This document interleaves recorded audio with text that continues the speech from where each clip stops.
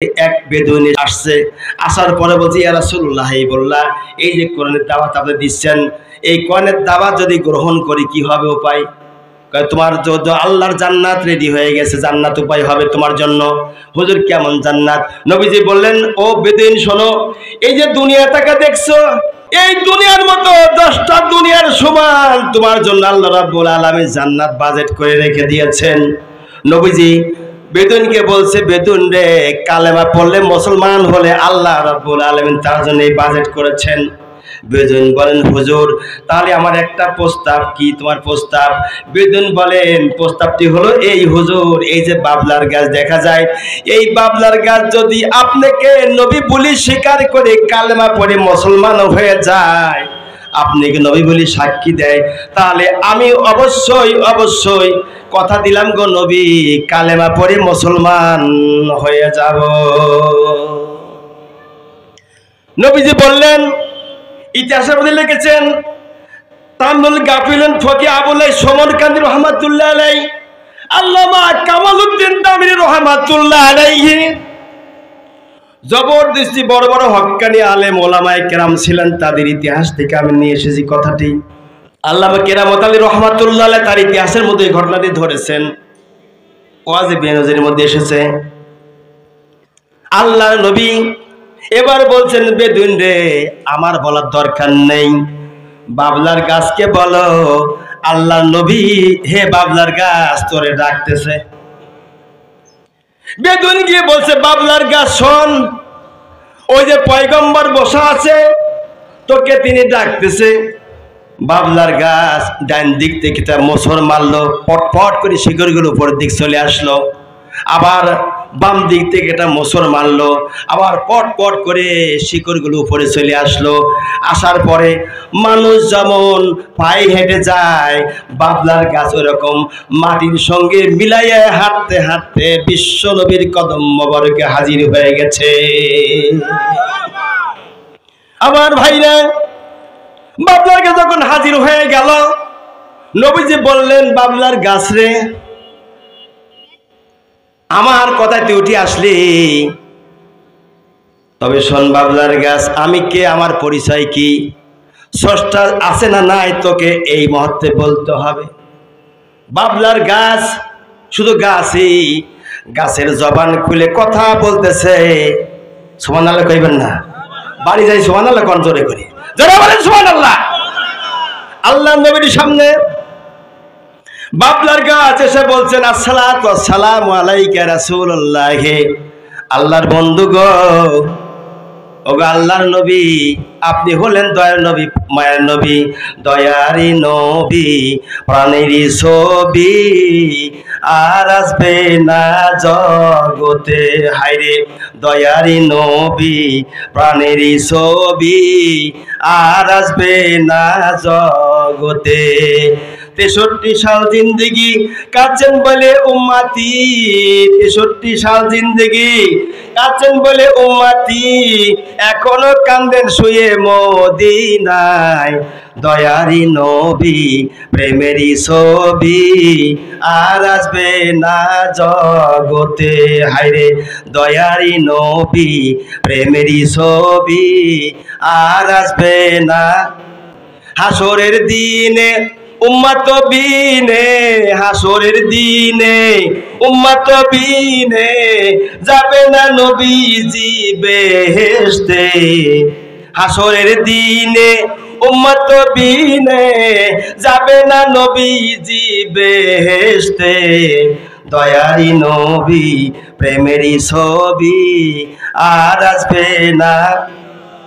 আমার ভাইরা, আমার নবীজি বাবলার গাছকে বলছে, বাবলার গাছ রে, আমি যে নবী তুই যে বুঝলি, ওরে বাবলার গাছ বল দেখি আমি কোন নবী।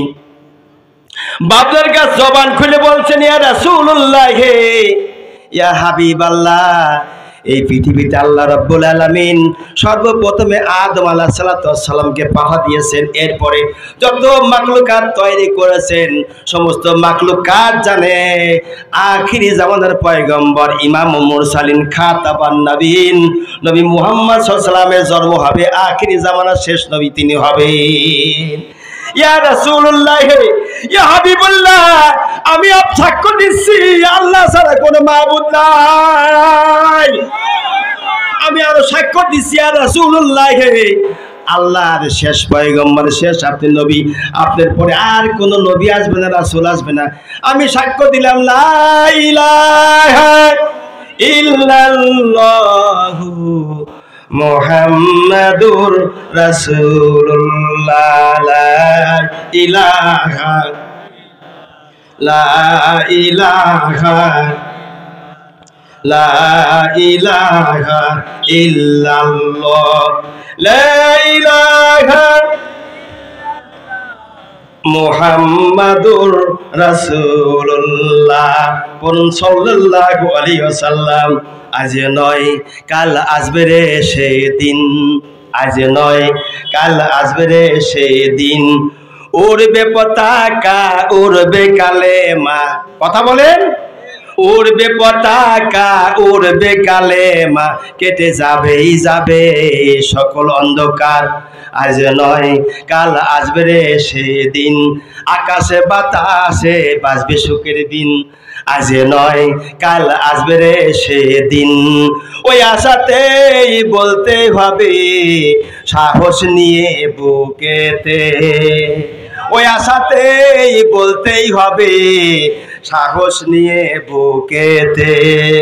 ডাকতে হবে ধৈর্য ধরে আল কোরআনেরই পথে। আজ নয় কাল আসবে রে সেদিন, আকাশে বাতাসে বাজবে সুখের দিন। বলি মারহাবা, লিল্লাহে তাকবীর, লিল্লাহে তাকবীর। আল কোরআনের আলো, আল হাদিসের আলো, আমার নেতা তোমার নেতা, লিল্লাহে তাকবীর। 4 মাস কোনো বক্তব্য দেয়নি আমি, অসুস্থতার কারণে। আজকে প্রথম বক্তব্য, 4 মাস পরে মঞ্চে আসছি, আমি খুব অসুস্থ রয়েছি এজন্য।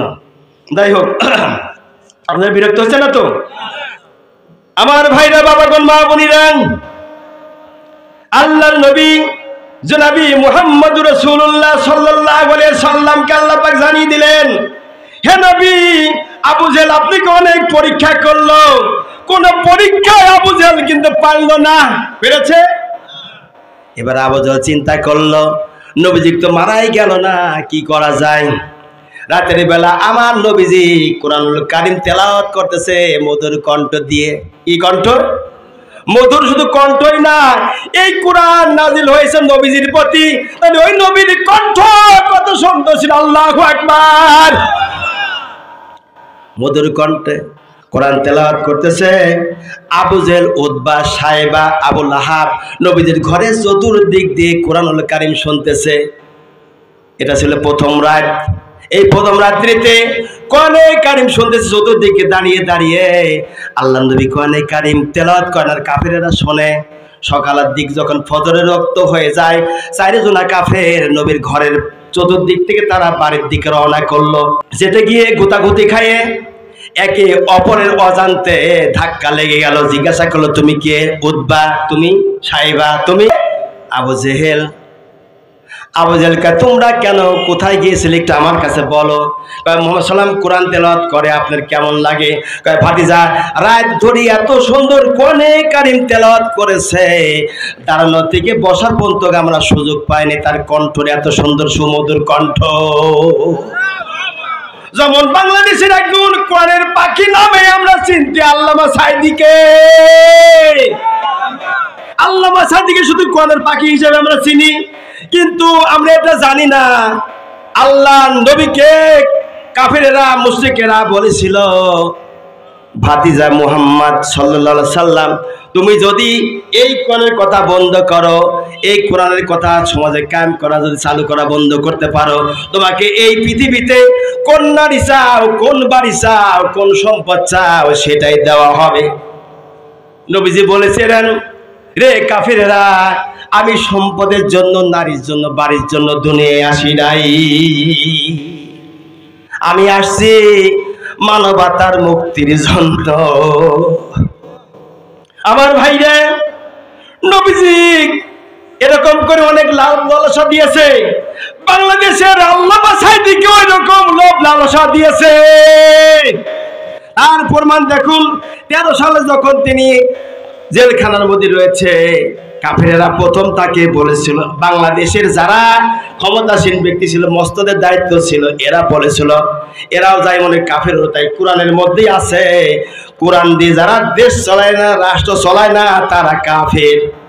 জোরে বলেন, এই কোরআনেই আল্লাহ বলেছেন, কোরআন দিয়ে যারা দেশ চলে না, রাষ্ট্র চলে, কাফের কাফের কাফের। বিরক্ত হচ্ছেন ভাইরা আমার? এই বাংলাদেশের ডাইনি বুড়ি যে বর্তমান মামুর দেশে চলে গেছে, আল্লামা সাঈদী রহমাতুল্লাহ আলাইহিকে ডেকে বলেছিল, বাড়ি চাওয়া হয়, গাড়ি চাওয়া হয়, সম্পদ চাওয়া হয়, বাংলাদেশের যে কোনো প্রান্তের, সেইটাই দেওয়া হবে, তবুও কোরআনের রাজনীতি বন্ধ করতে হবে। আল্লামা সাঈদী রহমাতুল্লাহ আলাইহি বলেছিলেন, না, আমার আল্লাহর কোরআন কখনোই আমি বন্ধ করব না, এই কোরআন আমি কখনোই বন্ধ করতে পারবো না, চালু থাকবে। আমি সাঈদী মারা গেলে লক্ষ লক্ষ সাঈদী জন্ম নিবে, ওরা কোরআনের আইন জমিনে বাস্তবায়ন করার জন্য চেষ্টা চালিয়ে যাবে। আল্লামা সাঈদী রহমাতুল্লাহ আলাইহিকে আবার প্রশ্ন করলো, তুমি যদি এই কথা না মেনে নাও, তাহলে শোনো, 6 বছরের মেয়ে যে প্রাইমারি স্কুলে যাচ্ছিল, তুমি কি ধর্ষণ করেছিলে? আল্লামা সাঈদীর বিপক্ষের উকিল, হাসিনার পক্ষের উকিল, কানটা খাড়া করে আমার কথা শোনেন, বাস্তব কথা শোনেন। তার আইনে আদালতে কি ছিল, কোন জাতের রাষ্ট্রপতি ছিল, কোন জাতের প্রধানমন্ত্রী ছিল, একটু ভালো করে কান লাগান। আল্লামা সাঈদীকে যখন বলেছিল 6 বছরের মেয়েকে তুমি না ধর্ষণ করেছিলে, কেমন অনুভব হয়েছিল তোমার? আল্লামা সাঈদী রহমাতুল্লাহ আলাইহি তিনি চোখের পানি ছেড়ে দিয়েছিলেন, বলছে, আল্লাহ, উকিল তোমার কাছে বড় উকিল তুমি রয়েছ। কোনো কথা জবাব দেয় না। আবার সরকারি উকিল বলল, 60 বছরের বুড়িকে যে ধর্ষণ করা হয়েছিল, সেরকম কি মজা পেয়েছিল গো আল্লামা সাঈদী? আল্লামা সাঈদীর মুখে কোনো কথা নেই। 71 সালে যখন যুদ্ধ হয়, দেশ স্বাধীন হয়, রাজাকারের দায়িত্ব পালন করতে গিয়ে হিন্দু বৌদি যাচ্ছিল বাসর ঘরে, তার থেকে ছিনায় নিয়ে এসে তুমি ধর্ষণ করেছিল, সিঁদুরটা মুছিয়ে, সেদিনকে কেমন অনুভূতি হয়েছিল? আল্লামা সাঈদী কেঁদে কেঁদে বলেছিল, আল্লাহ, তুমি ছাড়া আমার কোনো বিচারক নাই, কোনো উপায় নেই, তুমি ছাড়া কোনো উকিল নাই। সরকার হাসিনার উকিল বলেছিল যখন এই প্রশ্নগুলো, তখন আল্লামা সাঈদী শুধু জজ সাহেবকে ডেকে বলেছেন, জজ সাহেব, বিচারক শুধু আপনিই নয়, আপনার চাইতে আরেকজন বিচারক আছে, তিনি হলেন, জোরে বলেন, ওগো মালিক, আমি জজের সামনে দাঁড়িয়ে বলতেছি, আল্লাহ, এই বিচার আদালত তোমার আদালতে দিয়ে দিলাম, তুমি এর বিচার করিও। কয়েকজন উকিল দাঁড়িয়ে বলল, ও আল্লামা কোরআনের পাখি, আমাদের বিরুদ্ধে কোনো কথা বললেন না, আল্লাহর কাছে বদদোয়া করবেন না, আমাদের হাত বান্দা, পা বান্দা, মুখ আমাদেরকে বেঁধে রেখে দিয়েছে, বিলাকটি ডাটকা দিয়েছে, আমাদের বলার মতো কিছু নাই, সুতরাং কোরআনের পাখি গো, আমাদের বদদোয়া করে যাবেন না। তারপরে যখন কোরআনের পাখিকে বন্দী করলো, আটক করেছিল, যারা ফাঁসি যারা রায় দিয়েছিল, ওই কালা মানিক আজ কোথায় রয়েছে? ওর হোলটা ফাটা দিয়েছে না দেয় নাই? আল্লামা সাঈদী ভালোভাবে আল্লাহর জান্নাতে চলে গেছে, সারা পৃথিবী দোয়া করে, तमाम পৃথিবীর মানুষ গায়ে বাজার করেছিল। আজকে তো তুমি কালা মানিক ভিতরে ঢুকেছো, লোকেরা তোমার উপর অত্যাচার, জুলুম, নির্যাতন চালাচাস, কোথায় রয়েছে? মারতে মারতে তোমাকে জায়গা মতো অন্ডকোষে বসাইছে, অন্ডকোষ ফেটে গিয়েছে। কি সোনার দীপমণি নাকি গরম গরম তালিশছে ডিম? কথা কি বানায় বলছি ভাই? ওবায়দুল কাদের শুনলাম দেশ ছাড়া পলাতক। কোন বাহিনী বাংলাদেশ থেকে সরাই নিল, সেই সেনা বাহিনীকে ধরতে হবে। কথা বলে তাকে পাচার করলে কিভাবে করি, কোন ক্যান্টনমেন্টে ছিল? অন্যায়কারীকে আল্লাহ প্রশ্রয় দেন, ওদের আমরা ক্ষমা করি নাই, ক্ষমা করব ওই দিনকে, সঠিক কোরআনে যেদিনকে বিচার হবে।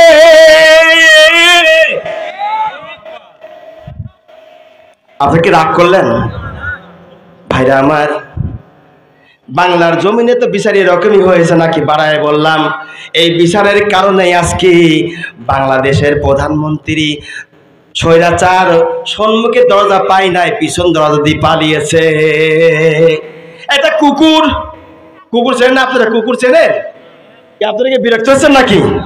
তাহলে একটুখানি জিকির করেন, লা ইলাহা ইল্লাল্লাহ।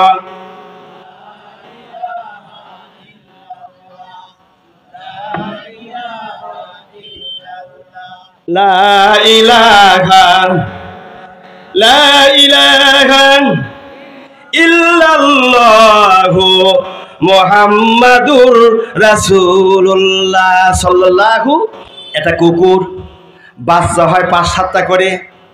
এই ভাই কয়টা বাচ্চা দেয়? 5-7টা করে বাচ্চা দেয়।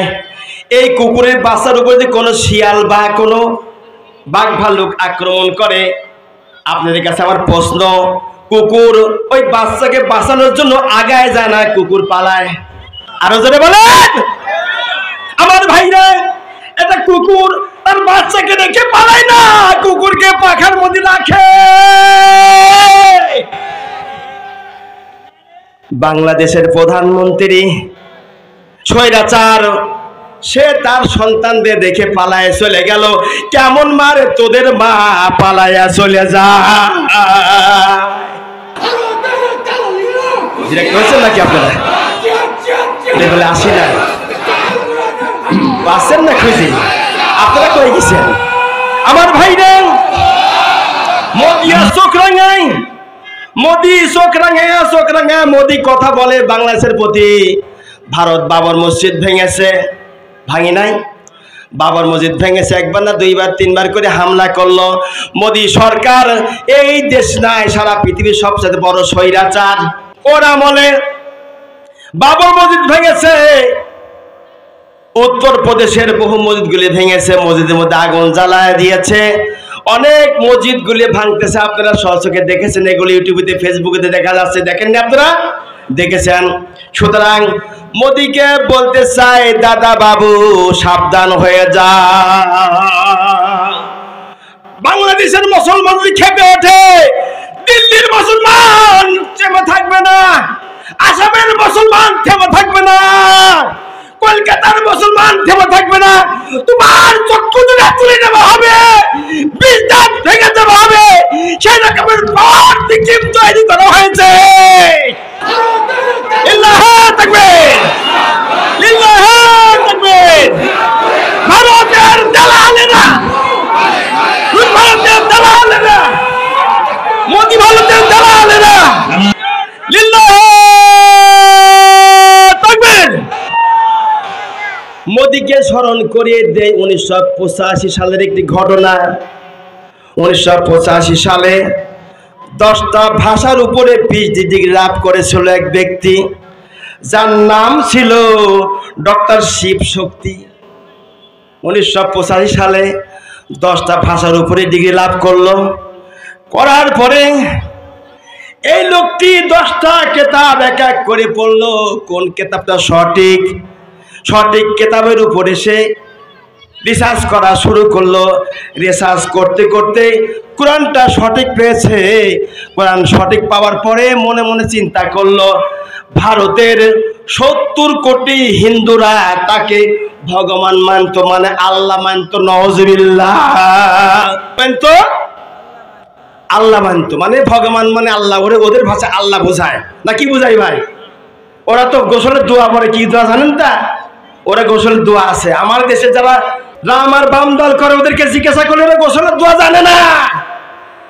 হিন্দুরা গোসলের দোয়া পড়ে, গঙ্গা মা চরণী আমি নাং করিনি, যদিও করে থাকি গঙ্গার পানি সঙ্গায় যায়, সঙ্গার পানি গঙ্গায় যায়, এগুলো গোসলের দোয়া। আমি হাসার খোরাকি দিচ্ছি না আমার ভাইরা। এই হিন্দু মোদিকে বলতে চাই, 1985 সালে যখন শিব শক্তি যখন 10টি ভাষার উপরে ডক্টরেট করার পরে পরীক্ষা নিরীক্ষা করার পর দেখলো কোরআন হলো সবচাইতে শ্রেষ্ঠ ধর্ম। এই কোরআনের চাইতে উত্তম গ্রন্থ, উত্তম ধর্ম আল্লাহ জমিন আর কিছু নাই। এই শিব শক্তি শেষ পর্যন্ত 70 কোটি কাফেরদের নেতৃত্ব দিচ্ছিল। আর সে ভগবান, লোকেরা তাকে ভগবান করে ডাকতো। তাহলে তার সম্মান কম ছিল না বেশি ছিল? জোরে বলে। অনেক অনেক বেশি, আল্লাহ সমতুল্য সম্মান ছিল। এই শিব শক্তি যখন কোরআনকে দেখলো, এই কোরআনের মধ্যে কোনো ভুল নাই, জালিকাল কিতাবুল লা রাইবা ফি হুদাল লিল মুত্তাকিন।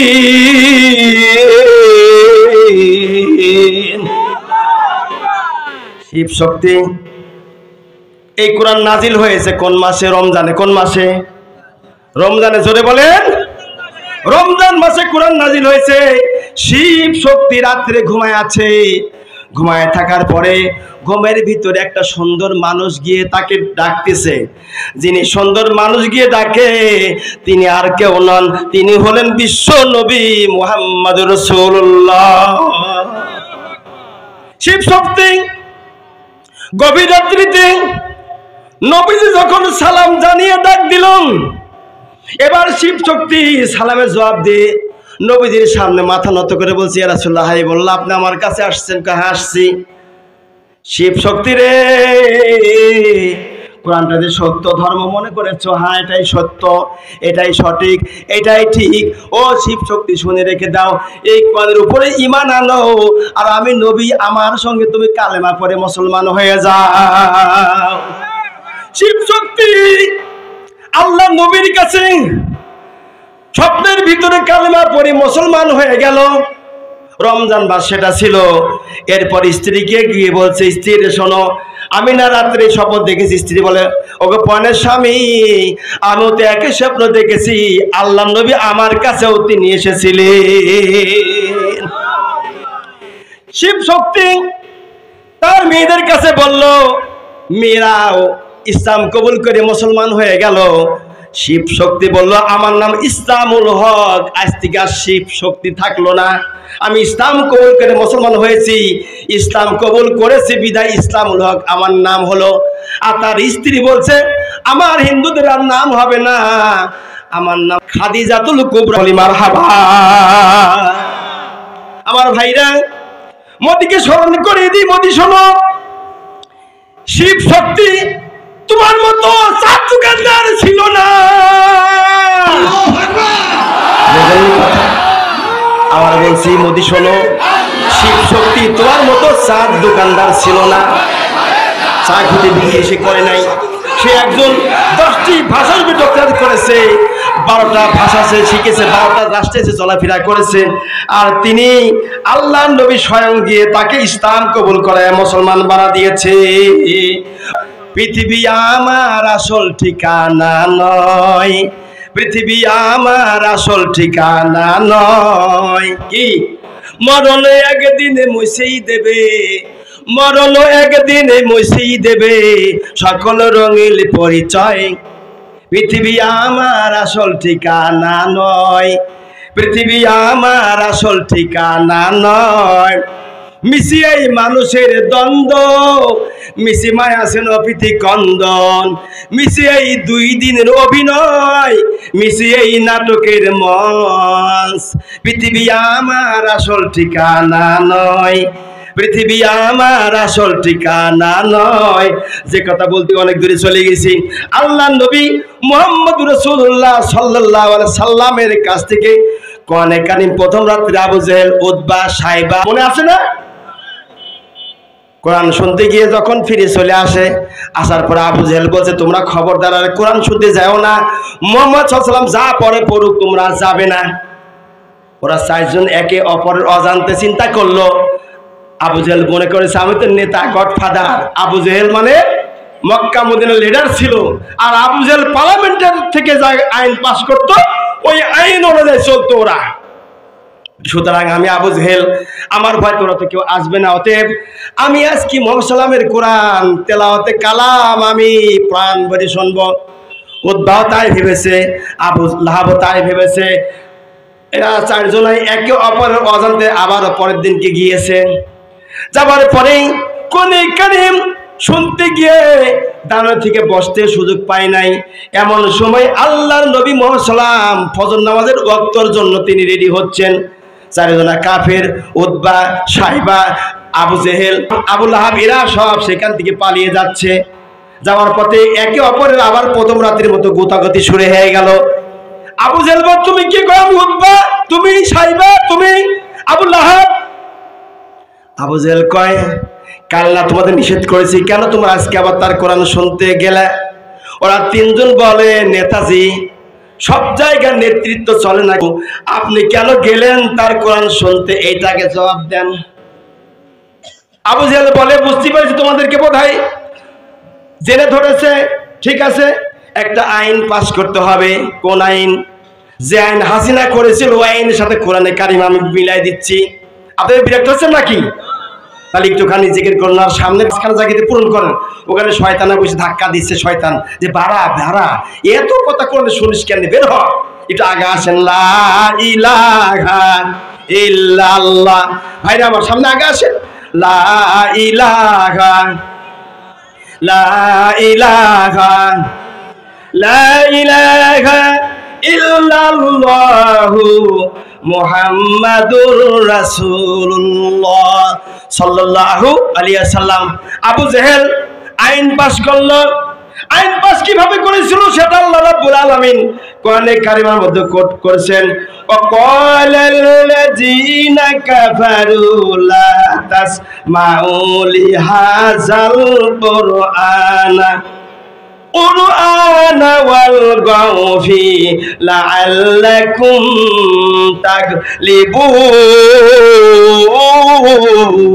তাগলিবুন। আবু জেহেল বলেছিল, সেটা হলো এই ওয়াকালাল্লাযীনা কাফারু, আল্লাহ পাক এটা কোরআনে কারিমে কোট করেছেন, কাফিররা বলে লা তাসমাউ, শুনো না, লিহাযাল কুরআন, এই কোরআন শুনতে যাবে না, ওয়ালগাউ ফি, বরং গন্ডগোল করো আর বাধা দাও। তাহলে কি হবে? গন্ডগোল করে বাধা দিলে তাও কোট করলো লাআল্লাকুম তাগলিবুন।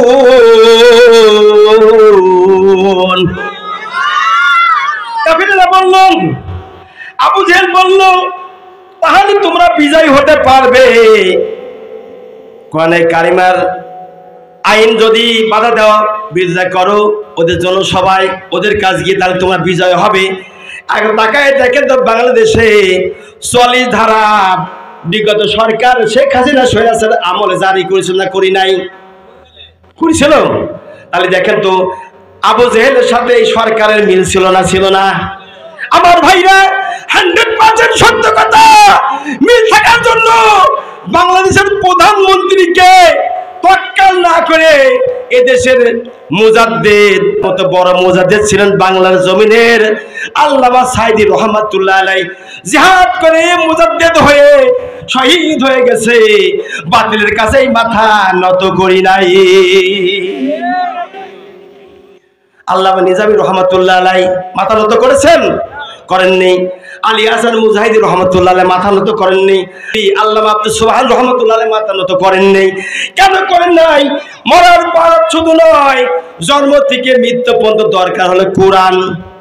কথা বলে তাদের দলের লোকদেরকে, বামার রমের দলের লোকেরা কান লাগাও, বামার দল যারা করো তাদের কান লাগাও। তোমার দলের নেতা নেত্রীরা একদিনের জন্য বলে না তোমরা নামাজ পড়েছো নাকি? কথা কন দেখে আপনারা, তোমার নামাজ পড়ছো নাকি, তোমার ওযু করছো নাকি, তোমাদের নামাজের সময় হলে নামাজ পড়ো কিনা, এই কথা কোনদিন জিজ্ঞাসা করে না। আর আল্লাহ রাব্বুল আলামিনের আইন যারা জমিনে কায়েম করতে চায়, পরিচিত করতে চায়, তারা নামাজের কথা বলে। নামাজ কয় ওয়াক্ত পড়েছে 60 খাতায় লিখতে হয়, তা না হলে পরে জামাত ইসলাম করতে পারবে। সুতরাং যারা অযুবক তরুণীরা, বাবার রবের লোকেরা কান লাগাইয়া শোনো। যদি তোমরা তোমাদের নেতা নেত্রীরা নামাজের না কথা বলে, রোজার না কথা বলে, তার জায়গায় ওরা জাহান্নামের দিকে তোমাদের ঠেলে নিয়ে যাচ্ছে। যারা জান্নাতের দিকে নিয়ে যাবে, কোরআনের দিকে নিয়ে যাবে। এই দুনিয়ার মতো 10টা দুনিয়ার সমান ছোট একটা জান্নাত হবে। আল্লাহ পাক কোরআনের মধ্যে বলেছেন, ফাদখুলি ফি ইবাদি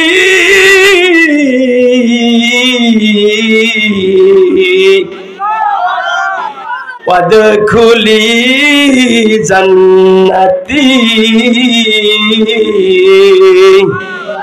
দুনিয়ার মানুষেরা কান লাগাও, এই যে দুনিয়া দেখতে পাচ্ছ, এরকম 10টা দুনিয়ার সমান একটা জান্নাত, ওই জান্নাতের আল্লাহ মালিক বানায়া দিবেন। বাংলাদেশে যারা ইসলামী আন্দোলন করে, হেফাজত ইসলাম, জামাত ইসলাম, চরমোনাই, প্রতিটা মানুষ আল্লাহর দিন জমিনে কায়েমের জন্য ঐক্যবদ্ধ হয়ে গেছে। ঐক্যবদ্ধ যদি হয়ে যায়, আল্লাহ বলেন আমি আল্লাহ তাদের বিজয় দান করব, তাদের আমি আল্লাহ সাহায্য করে জান্নাতি মেহমান বানায় দেব। পৃথিবীর মতো 10টা দুনিয়ার সমান একটা জান্নাত, ওই জান্নাতের মালিক আমি আল্লাহ বানায়া দিব। বন্ধুগণ আমার, আজ বলতে চাই বাংলাদেশের মানুষদেরকে দেখেন তাকাইয়া, একটা কুকুর তার বাচ্চাকে রেখে যায় না, আর প্রধানমন্ত্রী হাসিনা তার বাচ্চাতে রেখে চলে গেল। মনে হয় তার জীবনের মায়া আছে, দরদ আছে, দাম আছে। তার সন্তানরা এই দেশে যারা দল করতো তাদের কি দাম নাই, মায়া নাই? তাদের দাম নাই, তাদের দাম আছে সব। তবে আমি বলতে চাই, এদেশে যারা আওয়ামী লীগ করে সাধারণ মানুষ, ওদের কোনো দোষ নাই। দোষ হলো ওইগুলোর দীপুমণি কালাকাদের, ওই কালামানিকেদের মতো লোকের। কথা কন দেখে আপনারা, এদের মতো লোকের দোষ। শুধু তাই নয়, ওই যে ডিবি হারুন লুচ্ছা, এই কথা কয় না আবার, ডিবি হারুন লুচ্ছা, ওদের দোষ। সাধারণ কোন আওয়ামী লীগ করে এদের দোষ নাই মনে করি। এরা না বুঝি একটা দল করতেই পারে। তাদেরকে বলি সময় আছে গো, ফিরে আসেন, আল্লাহ রাব্বুল আলামিন তারপরে আমাদেরকে মাফ করে দিবেন। ওই যে বলেছিলাম না, বেদুইন বলেছিল কয়টা কথা? 4টি কথা। হে রাসূল, আমার 1 নম্বর কথা হলো এই, আপনি যে ইসলাম প্রচার করতেছেন, বাপ দাদারা সব কালেমা পড়ে মুসলমান হয়ে যাবে। ইতিমধ্যে মক্কা মদিনায় বিজয় করার জন্য বদরের ময়দানে যুদ্ধ আরম্ভ হয়ে যাবে। আবু জেহেল বলছে ঠিক আছে, যুদ্ধ তো করা লাগবে, তাছাড়া উপায় নাই। কেন না, আমরা চেষ্টা করলাম মুহাম্মদ সাল্লাল্লাহু আলাইহি কোরআনটা বন্ধ করার জন্য, বন্ধ হলো না। আমরা কি করলাম? অনেক চেষ্টা করলাম, মারার জন্য চেষ্টা করছি, কোনো সাইডে কোনো কাজ হয় নাই। নবীজিকে কে বাঁচাচ্ছেন? জোরে বলেন। আল্লাহ বাঁচাইতেছে। আল্লাহ রাব্বুল আলামিন নবীজিকে বলছেন, হুজুর কাফিররা কিন্তু যুদ্ধ করবে, আপনি সতর্ক হন। আল্লাহ নবী বললেন, ওগো মাবুদ, আমার তো সাহাবায়ে কেরাম তেমন নেই, মাত্র কয়েকজন সাহাবী। কাফিররা হাজার হাজার কাফির, এদের সঙ্গে লড়াই করে যুদ্ধ করে কি পাওয়া যাবে? আল্লাহ বলেন, নবী গো, লড়াই করার দরকার নাই, আমি আল্লাহ আমার কুদরতি ক্ষমতায় আপনাকে বিজয় দান করে দিব। আল্লাহ নবী বললেন, ও সাহাবায়ে কেরাম শুনতেছি, বদর প্রান্তে যুদ্ধ হবে, লড়াই হবে, তোমরা কি বলো? সাহাবায়ে কেরাম বলেন, ইয়া রাসূলুল্লাহ, ইয়া হাবিবুল্লাহ, বদর ময়দানে যাব, আমাদের কাছে ঢাল তরাল নেগা কিছু নাই। নবীজি বললেন, গাছ থেকে খাজুরের ডাল কেটে নিয়ে আসো, খাজুরের বাকল নিয়ে আসো। একটা বাকল নিয়ে আসা হলো, নবীজির কাছে যখন দেওয়া হলো, আল্লাহ নবী বলেন, এই নাও তোমার ঢাল। আরেকটা বের করলে, এইটা তোমার ঢাল তরোয়াল নাও, এইটা তোমার নেগা নাও, এইটা তোমার বল্লম নাও। এভাবে করে করে আল্লাহ নবী তাদেরকে ধরা দিলেন। অমন সময় দেখা যায় যেন সাহাবায়ে কেরাম বদর প্রান্তে চলে গেছে। 2টা মাসুম বাচ্চা, 8 বছর থেকে 10 বছর বয়স, 2 ভাই নবীজির কাছে এসে বলছেন, ইয়া রাসূলুল্লাহ, ইয়া হাবিবুল্লাহ, আল্লাহর বন্ধু গো, জিহাদের ময়দানে আমরা যেতে চাই। আমাদের বাপ চাচারা জিহাদে চলে গেছে, আমরা যেতে চাই, একটু অনুমতি দেন, পারমিশন দেন। আল্লাহ বলেন, তোমরা ছোট্ট মানুষ, জিহাদে যাওয়ার কোনো প্রয়োজন নাই। 2জন ছোট্ট মাসুম বাচ্চা বলেন, হুজুর জিহাদের ময়দানে না পারমিশন দেওয়া পর্যন্ত আমরা কান্না থামবো না। ওরা 2জন কান্না জুড়ে দিল। আল্লাহ নবী বললেন, ও সাহাবায়ে কেরাম, কান্না যখন জুড়েছো, ঠিক আছে, তোমরা 2 ভাই কুস্তি লড়ো, লড়াই লড়ো, যার গায়ে বেশি শক্তি আছে আমি নবী তাকে পারমিশন দিয়ে দিব। আল্লাহ নবীকে সাহাবায়ে কেরাম যেভাবে করে ভালোবাসতেন, ছোট মাসুম বাচ্চার এরকম ভালোবাসতেন। 2টা মাসুম বাচ্চার দেখে বলছেন, হুজুর পারমিশন দেন, আমরা সেখানে যাব। নবী বললেন, ঠিক আছে, তোমরা যখন কান্না বন্ধ করছো না, একজন আরেকজনের সঙ্গে লড়াই করো, কুস্তি লড়ো, যার গায়ে বেশি শক্তি আছে তাকে জিহাদের ময়দানে পাঠানো হবে। মাছ বড়, মুয়াজ ছোট, 2 ভাই কুস্তি লড়লো। মুয়াজ মাঝের কানে কানে বলছেন, ভাই তুমি তো বড়, এক ধাক্কায় মেরে আমাকে ফেলে দিবা ভাই। ও ভাই, নবীজির সামনে একবারের জন্য যদি হয় তুমি নিচে পড়ে যাইও, তা না হলে আমি তো তোমার সঙ্গে জিহাদে যাবার চান্স পাবো না। আল্লাহ নবী যখন 2 ভাইয়ের কথাটি নিজের চোখে দেখে কানে শুনলেন, নবীজি দুই ভাইকে বলল, যাও বৎস, দুইজনেই জিহাদে চলে যাও। জিহাদের ময়দানে চলে গেল। যাওয়ার পরে জিহাদের ময়দানে এদিক ওদিকে চাচ্ছে, বাঘের মতো হুঙ্কার দিচ্ছে আর এদিক ওদিকে চাচ্ছে। আব্দুর রহমান বিন আওফ রাদিয়াল্লাহু তাআলা আনহু, রাসূলের একজন বিশিষ্ট সাহাবী, তিনি দুইটা মাসুম বাচ্চাকে ডেকে বলছে, বৎস তোমরা কেন এখানে আসছো? ছোট মানুষ। চাচাজি, আমরা শুনেছি আমাদের নবীকে আবু জেহেল সবচেয়ে বেশি কষ্ট দিয়েছেন, তাকে একটু দেখা দেন, দেখি তার কাছে আমরা যাব, তাকে দিয়ে কি করবে? তার সঙ্গে মোকাবেলা করব। আব্দুর রহমান বিন আওফ রাদিয়াল্লাহু আনহু বলেন, ওই যে দেখা যায় বড় ঘোড়া, সামনে বড় একটা পতাকা, কাফেরের পতাকা, ওইটাই হলো আবু জেহেল।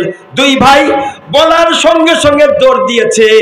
একজন বল্লম দিয়ে আবু জেহেলের উপরে, আর একজন ঘোড়ার উপরে আঘাত হানলো। এক পর্যায়ে আবু জেহেল ধরাশায়ী হয়ে পড়ল, মাঝের হাতটা কেটে ঝুলে পড়লো। পিছন দিক থেকে আবু জেহেলের সন্তান ইকরামা এসে আঘাত হানলো, এক কাটা হাত ঝুলে পড়ে গেল। দুই ভাইয়ের একবার কাটা হাত ঝুলে পড়ে গেল। কাটা হাত দিয়ে যুদ্ধ করা অসুবিধা হচ্ছে, এই জন্য কাটা হাতটা পায়ের নিচে নিয়ে আল্লাহু আকবার বলে চিৎকার দিয়ে আবু জেহেলকে বাম হাতে তরোয়াল দিয়ে জনমের মতো দুনিয়া থেকে বিদায় করে দিয়েছে। ও ভাই, ইসলাম এমনি আসি নাই, সবজি কলার উপর ইসলাম আসি নাই, দুধি শহরের উপর ইসলাম আসি নাই, মাখানের উপর ইসলাম আসি নাই। ইসলাম আসছে উত্তপ্ত ময়দানের উপরে। কি এজন্য ভাই, দিন কায়েমের লড়াই করতে হবে, আন্দোলন করতে হবে। রাসূল বলেছেন ভারতের সঙ্গে আমাদের লড়াই হবে, যুদ্ধ হবে। ভারত আমাদের প্রধান শত্রু। বাংলাদেশের কথা বলছে না কেন? ভারত আমাদের প্রধান শত্রু। এই ভারতের সঙ্গে মোকাবেলা হবে। মোকাবেলা যখন হবে, সেই সময় কি তরুণ যুবকদেরকে বলতে চাই, রক্ত দিতে হতে পারে, জান দেওয়া লাগতে পারে, মাল দেওয়া লাগতে পারে। ওই সময় কি বাংলাদেশের আজকের এই মজলিসের সব মানুষকে জিজ্ঞাসা করি, আপনারা কি রক্ত, জান, মাল দিতে পারবেন? কে কে পারবেন? হাত তুলে দেখান। লিল্লাহি তাকবীর, লিল্লাহি তাকবীর। আল কোরআনের আলো, আল হাদিসের আলো, লিল্লাহি তাকবীর। আমার ভাইরা, বাংলাদেশের আজান তারে বেশ্যার ডাক মনে করেছিল, কিনা মনে আছে আপনাদের? হায় রে হায়, শামসু শয়তান বলেছিল যখন আজান হয়, আজান তারে আমার কাছে বেশ্যার ডাকের মতো মনে হয়। নওজুল্লাহ বাড়ি যায় করেন নে, জোরে বলেন। এই শয়তান, শামসু শয়তান বলেছিল আজান তাকে বেশ্যার ডাকের মতো মনে হয়। মুয়াজ্জিন আশরাফ, এই আশরাফ হলো মুয়াজ্জিন আশরাফ, বলি বদ্দিন আশরাফ। এই শয়তান বলেছিল আমার নবী নাকি মূর্খ ছিল, বহু বিবাহ করে নারীদেরকে অত্যাচার জুলুম করেছে, নির্যাতন দিয়েছে। আমি বলতে চাই আমার ভাইরা, এই শয়তান যে কথা রাসূলের বিরুদ্ধে বলেছিল, এর কি বিচার হয়েছে? বাংলার জমিনে কোনো বিচার হয় নাই। এই বাংলার জমিনে বিচার হবে যদি কোরআন থাকতো, কোরআন শাসন ব্যবস্থা থাকতো, আল্লাহর দ্বীন জমিনে বিজয় হয়ে যেত। আর এই মুনাফিক কাফের নাস্তিকদের বিচার আল্লাহর জমিনে হয়ে যেত। আমার ভাইরা, আল্লাহর নবী স্ত্রীদেরকে এরকম ভালোবাসতেন। নবীজি হাড্ডি খেয়ে দস্তরখানার উপর রাখতেন। আম্মা জান আয়েশা বলেন, আমি হাড্ডিটা চিবাইয়া চিবাইয়া খেয়েছিলাম। আর আজকে এই শয়তান বলে আল্লাহর নবী নাকি তার স্ত্রীদেরকে অত্যাচার জুলুম নির্যাতন করেছে। ভাইরা আমার, সেই জন্যই আমি বলতেছি, আল্লাহ রাব্বুল আলামিন জানিয়েছেন, হে দুনিয়ার মানুষেরা শোনো, পৃথিবীর মানুষেরা শোনো, লাকাদ কানা লাকুম ফি রাসূলুল্লাহি উসওয়াতুন হাসানাহ। লা ইলাহা। আমার ভাইরা আমার, এখন আমি 2 মিনিটের সময় দেবো। 2 মিনিটের মধ্যে যে যে দানপত্র দান করে দেন আপনারা। 500 টাকার কয়েকজন দেন, 1000 টাকার কয়েকজন আসেন তো দেখি, দান করেন, যে যা পারেন দেন, দেরি করবেন না। ভিতরে লোক ঢোকেন তো, মাহমুদের ওখানে কেউ চলে যান। 2 মিনিটের মধ্যে আপনারা দেন। প্রধান বক্তা আসছে, 10 মিনিট আগে আমাকে জানাবেন না? এই 10-5 টাকা মার হাবা, 1000 টাকা মার হাবা, লিল্লাহি তাকবীর। আব্দুল রাজ্জাক ভাই 1000 টাকা, আমার স্কয়ার চাকরি করে ভাই 1000 টাকা দান কবুল করো। ইউসুফ আলী মোল্লা 500 টাকা দিয়ে দান কবুল করো। আর এক ভাই, আমার ভাই 500 টাকা দিয়ে আল্লাহ দান কবুল করো আল্লাহ। আর এক ভাই 160 টাকা দিয়েছে, আল্লাহ দান কবুল করো রব্বুল আলামিন। যান চলে পয়লা প্যান্ডে চলে যান, মা বোনরা প্রাণ খুলে দান করবেন। আমি প্রাণ মাশাআল্লাহ 1100 টাকা দান কবুল করো আল্লাহ। আমার চাচা 1100 টাকা দিয়ে দান কবুল করো, ভালো মসজিদ দর করো। আমি নিজেও কিন্তু শরীক হয়ে গেলাম, খালি আপনারা দিলে হবে না, আমিও করে দিচ্ছি। এই যে খেয়াল করেন 500 টাকা আপনারা দেন কম। জি মারহাবা, 500 টাকা বলে মারহাবা লিল্লাহি তাকবীর। আরেক ভাই দিয়েছে, আল্লাহ 200 টাকা দান কবুল করো। আরেকজন 500 টাকা দান কবুল করো আল্লাহ তাআলা। দান সবাই দান কবুল করো, বালা মুসিবত দূর করে, বিপদ থেকে উদ্ধার করো, জানে মালে বরকত দাও, নেক হায়াত দারাজ করে বলে আমিন। মা বোনরা আপনারা বড় দান করবেন আশা করি। 5000 টাকা লোক কিন্তু পাইলেন না, 5000 টাকা দুইজন আসেন।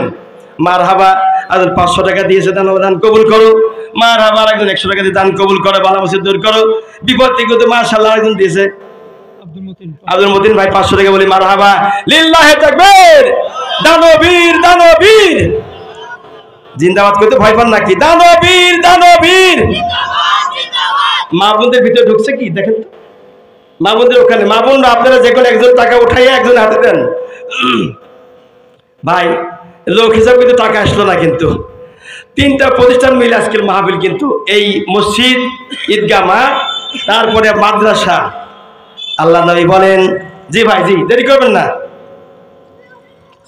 আসলে আজকে তো দূরের মেহমান আসছে, বোধহয় ওনার হাতে টাকা পয়সা আপনারা দিবেন। ঠিক আছে, অসুবিধা নাই। আমি 2 মিনিট সময় চেয়েছিলাম, একটু বেশি হয়ে গেল বোধহয়।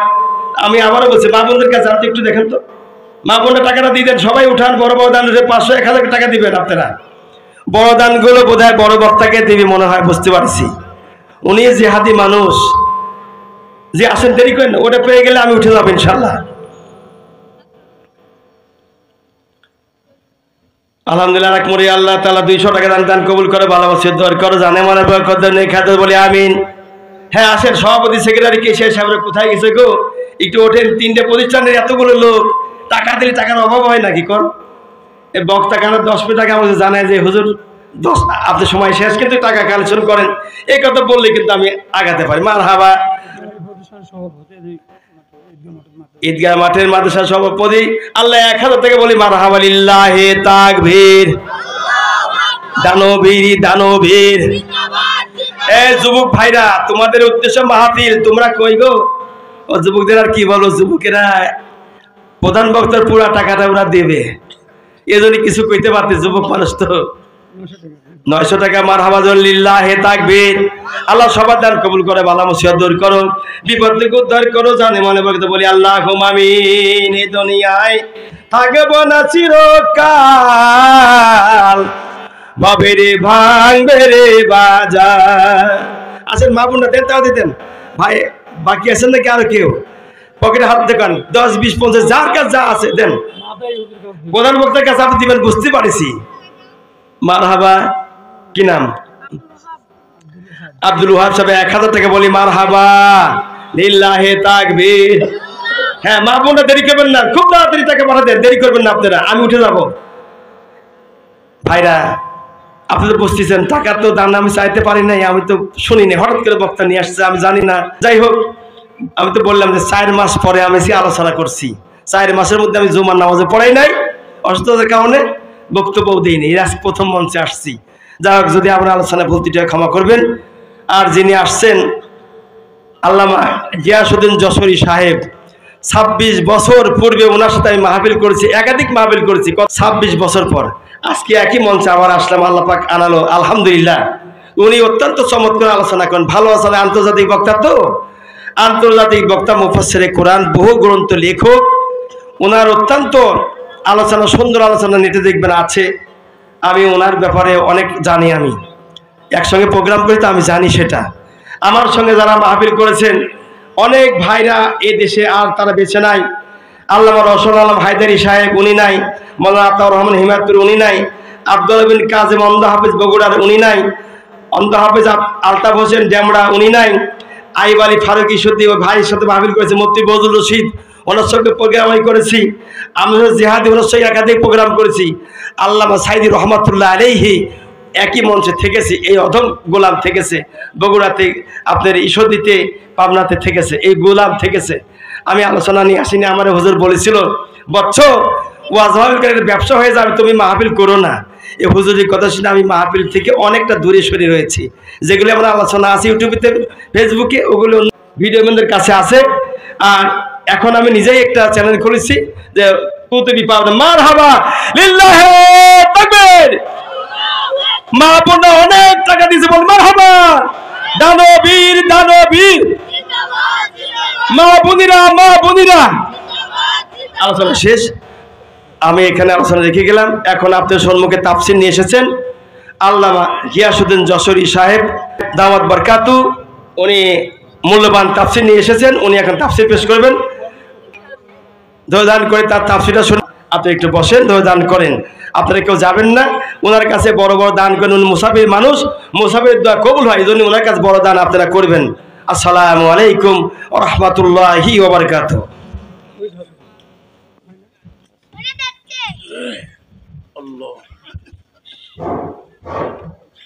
আলহামদুলিল্লাহ, আমার বাজান, হ্যাঁ, আমরা দীর্ঘ সময় ধরে সালাতুল মাগরিবের পর থেকে শুরু করে দীর্ঘ সময় আমরা আলোচনা শুনছি। প্রথমে আসলে উপস্থিতি ছিল কম, আলহামদুলিল্লাহ আল্লাহর যে উপস্থিতি